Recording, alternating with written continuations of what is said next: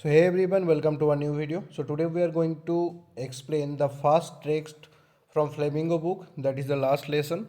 So basically the plot of the story is Franco-Prussian War, and you may be not acquainted with the term Prussian. शायद तुम लोगों को Prussian जो term है उस पता नहीं. तो क्या होता था इन ओल्डर टाइम, पुराने टाइम में क्या होता था, प्रशिया जो होता था ऐसे करके एक देश, एक कंट्री एग्जिस्ट हुआ करता था जिसका लीडर हुआ करता था बिस्मार्क, जो बहुत ही एक इम्पॉर्टेंट लीडर है वर्ल्ड हिस्ट्री में, जस्ट लाइक नेपोलियन.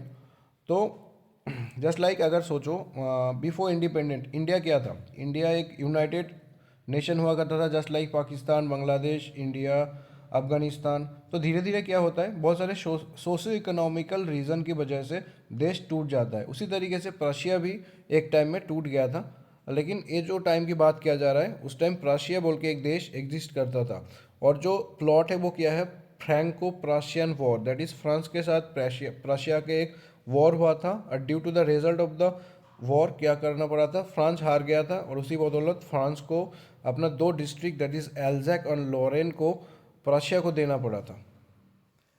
एंड यहाँ पर there are two main character of the story. एक तो होता है M Hamel, that is the teacher, and a student, that is Franz. तो that story is also an emotional interaction between a teacher and a student. तो basically Franz is a kind of student who don't have any interest in study. But ऐसा एक situation तैयार हो जाता है कि अचानक उसको रियलाइज़ होता है कि अब तक मैं जो भी किया हूँ वो बहुत ही गलत था. और अचानक उसको रियलाइज़ हो रहा है कि जो मुझे पहले एकदम बोरिंग लगता था वही मुझे बहुत इंटरेस्टिंग लगने लगा. और शायद मैं कोशिश करता तो इसको बहुत इजीली मैं पढ़ सकता था. इसको मैं, मेरा स्टडी को मैं बहुत अच्छी तरीके से समझ सकता था. और अनदर थिंग इज़, एक being an inhabitant of a country, it is important to learn its own language. Just like as an Indian, हमारा जो रीजनल लैंग्वेज होता है, उस लैंग्वेज जहाँ पे हमारा जन्म होता है, उस मातृभाषा को जानना बहुत ही इम्पोर्टेंट होता है. वही यहाँ पर धीरे धीरे उस बच्चे को रियलाइज़ होगा. So let's begin the story और देखते हैं लास्ट में क्या होता है. सो क्या हो रहा है, शुरुआत हो रहा है ऐसा कि जो बच्चा था वो स्कूल जा रहा है. तो I started for school very late that morning. उस मॉर्निंग में मैं बहुत ही लेट स्कूल जाना स्टार्ट किया था. And was in great dread, that mean dread means डर, ऑफ स्कॉल्डिंग. और मुझे डर था डांट खाने का, specially because M Hamel had said that he would question us on participle and I don't know the first word about them. तो उस सुबह वो बहुत लेट निकला था और उसको बहुत, और थोड़ा डरे हुए थे. क्यों? क्योंकि मैं, एम हैमल जो उनका टीचर है, उन्होंने, वो आज पार्टिसिपल के बारे में क्वेश्चन पूछेंगे. और इस बच्चे को पार्टिसिपल के बारे में पी भी नहीं पता, मतलब कुछ भी नहीं पता. For a moment I thought of running away and spending the day out of door. तो कुछ टाइम के लिए उनको लगा, उस बच्चे को लगा कि चलो आज स्कूल बंक कर देते हैं और बाहर घूम लेते हैं. It was so warm, so bright, क्योंकि बाहर का जो नज़ारा था बहुत ही सुंदर था. The birds were creeping and the edges of the wood in the open field back to the she will the Prussian soldiers were drilling. तो बाहर का नज़ारा बहुत अच्छा था. बाहर में बर्ड्स जो है वो क्रीपिंग कर रहा था और प्राशियन सोल्जर ड्रिलिंग कर रहा था. तो टू एक्टिविटीज़ जो बाहर पे हो रहा है, ये हम लोगों को याद रखना है. It was all much more tempting than the rules of participle. तो उस बच्चे के लिए बाहर का जो नज़ारा था, just like creeping of birds and the drilling of Prussian soldiers, वो बहुत ही टेम्पटिंग था. टेम्पटिंग मतलब बहुत ही इंटरेस्टिंग था in compared to participle. But I had the strength of resist and hurried off to school. लेकिन बोला जा रहा है कि बाहर का नज़ारा तो वो उसको बहुत ही अच्छा लग रहा था. उसको लग रहा था कि चलो मैं आज स्कूल बंक कर दूं. लेकिन वो अपने आप को रोका और फिर स्कूल की तरफ जाना स्टार्ट कर दिया. When I passed the town hall, there was a crowd in front of bulletin board. तो जब वो टाउन हॉल को पास कर रहा था, उस टाइम वो देखा कि बुलेटिन बोर्ड में बहुत ही ज़्यादा भीड़ है. For the last 2 years all our bad news had come from there.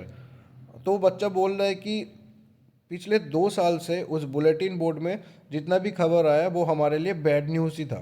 वो हमारे लिए बुरे खबर ही वहाँ पर छपा जाता था. जस्ट लाइक फॉर एग्जाम्पल, कुछ एग्जाम्पल वो दिया है, just like the lost of battle, the draft, the order of the commanding officer, and I thought to myself without stopping what can be the matter now.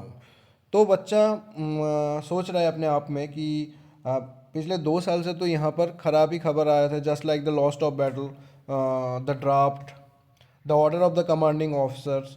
तो वो अपने आप से अभी सोचने लगा खुद से ही, और विदाउट स्टॉपिंग, दैट मीन्स ऐसा नहीं कि वो वहाँ पर रुक गया, वो चलता गया और सोचता गया कि अब कौन सा खराब खबर आने वाला है यहाँ पर।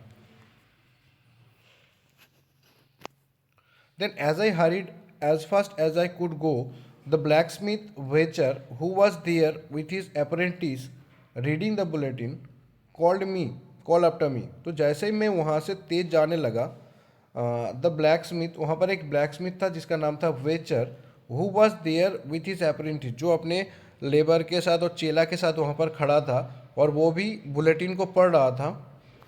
कॉल्ड आफ्टर मी, मुझे बुलाया। Don't go so fast Bob, you will get your school in plenty of time. तो उसे वो मुझे बोला कि अरे इतना तेज मत जाओ, तुम आराम से स्कूल पहुंच जाओगे। I thought he was making fun of me. तो बच्चा सोचा कि शायद वो मेरा मजाक उड़ा रहा है। And reached M Hamel's little garden all out of breath, और वो तुरंत एम हेमल की गार्डन तक पहुंच गया। यूजुअली व्हेन स्कूल बिगन, तो नॉर्मल टाइम जब स्कूल शुरू होता है, there was a great bustle which could be heard out of the street. तो बोल रहे कि नॉर्मल टाइम में जब स्कूल शुरू होता है तो स्कूल में इतना शोर शराबा होता है कि वो शोर एकदम स्ट्रीट से भी सुनाई देता है। कैसा शोर होता है? For example, the opening and closing of desk, the lesson repeated in unison. तो जैसे डेस्क ओपन होना, क्लोज होना, lesson repeated in unison, that means सब लोग एक साथ, जब बच्चे एक साथ कोई भी चीज़ प्रोनाउंस करता है एक क्लासरूम में बैठकर वेरी लाउड, चिल्ला चिल्ला के, तो उसका जो शोर होता है। With our hand over our ear to understand better. तो मान लो एक क्लास में बहुत सारे बच्चे हैं जो चिल्ला चिल्ला के अपना लेसन को याद कर रहा है, तो उसमें कुछ बच्चे ये भी होता है जो डिस्टर्ब फील करता है, तो अपना उंगली से अपना कान को दबाता है कि बाहर का आवाज़ ना आए। And the teacher great ruler rapping on the table. और उसके बाद जब बहुत ज़्यादा शोर होता है तो टीचर क्या करते हैं, अपना जो रूलर होता है, छड़ी होता है, उसको टेबल पे मारता है कि आवाज़ जो है वो थोड़ा कम हो जाए। But now it was all so steel. लेकिन आज जो है चारों ओर सिर्फ शांति शांति है। वो जो एक्टिविटीज़ इन रेगुलर बेसिस होता है वो आज नहीं दिख रहा है। I had counted on the commotion to get to my टेक्स विदाउट बींग सीन। तो नॉर्मल डे में क्या होता है, फ्रेंजी जो होता है, I had counted on the commotion, that means I took the advantage of the commotion. क्या होता है, मैं उस कोमोशन का मौका लेकर, जब उतना शोर होता है, हल्ला होता है, तो मैं क्या करता हूँ, चुपचाप अपने डेस्क में जाकर बैठ जाता हूँ और टीचर मुझे देख ही नहीं पाता है। But of course that day everything had to be as quiet as Sunday morning. लेकिन उस दिन क्या हुआ था, चारों ओर इतना शांति था जैसे लग रहा था कि वो संडे मॉर्निंग है। Through the window I saw my classmate. तो मैं विंडो से मेरे क्लासमेट को देख रहा था, ऑलरेडी इन देयर प्लेस, वो लोग अपने अपने प्लेस में ऑलरेडी बैठ चुका है। M Hamel walking up and down with his terrible iron ruler under his arms. और एम हैमल अपना टेरेबल जो छड़ी है, आयरन रूलर है, उसको लेकर उसको अपने आर्म में दबा के, बगल में दबा के वो अप एंड डाउन कर रहा था।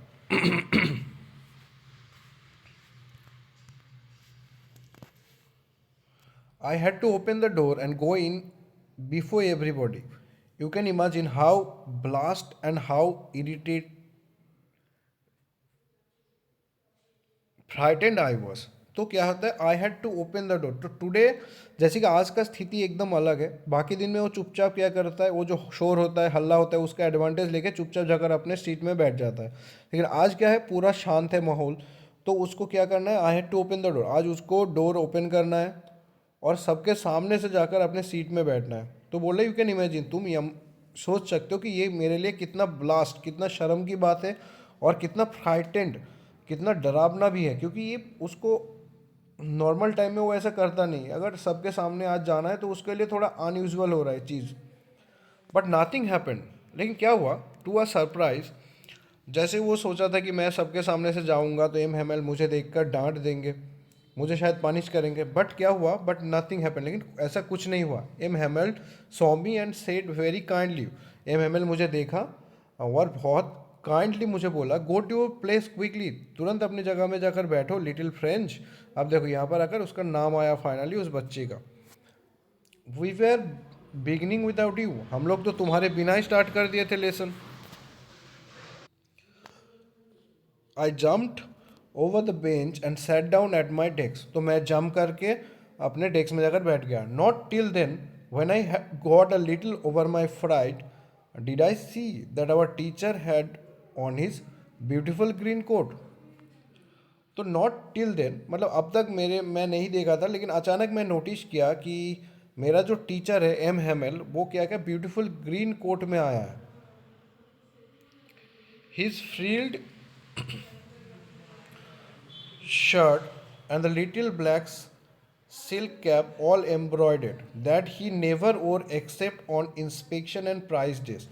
तो अचानक फ्रेंच नोटिस किया कि उनका जो टीचर है एम हैमल आज बहुत ही मतलब फॉर्मल ड्रेस में आया, जस्ट लाइक यहाँ पर जो पिक्चर दिख रहा है वो अपना कोट पहन के टोपी पहन के मतलब एकदम फॉर्मल तरीके से स्कूल में आया है। जो क्या होता है वो नॉर्मल टाइम में नहीं आता है, जब कोई इंस्पेक्शन होता है या फिर प्राइस डे होता है उसी दिन वो इतना सज धज के आता है। लेकिन आज जो टीचर है वो वैसे ही बहुत ही अपने गुड अटायर में आया।